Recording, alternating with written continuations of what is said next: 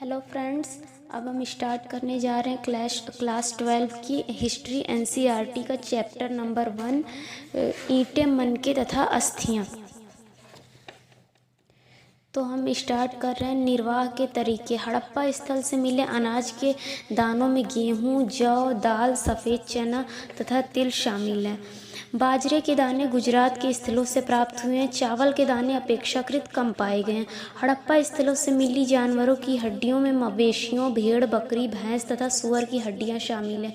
पूरा प्राणी विज्ञानियों अथवा जीव पुरातत्वविदों द्वारा किए गए अध्ययनों से संकेत मिलता है कि ये सभी जानवर पालतू थे। जंगली प्रजातियों जैसे वराह, जो कि सूअर है, हिरण तथा घड़ियाल की हड्डियां भी मिली हैं। कृषि प्रौद्योगिकी।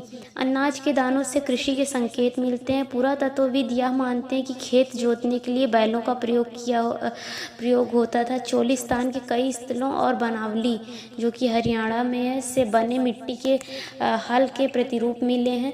पुरातत्वविदों को कालीबंगन, जो कि राजस्थान में है, नामक स्थान पर जुते हुए खेत का साक्ष्य मिला, जो आरंभिक हड़प्पा स्तरों से संबंध है। इस खेत में हल रेखाओं के दो समूह एक दूसरे को समकोण पर काटते हुए विद्यमान थे, जो दर्शाते हैं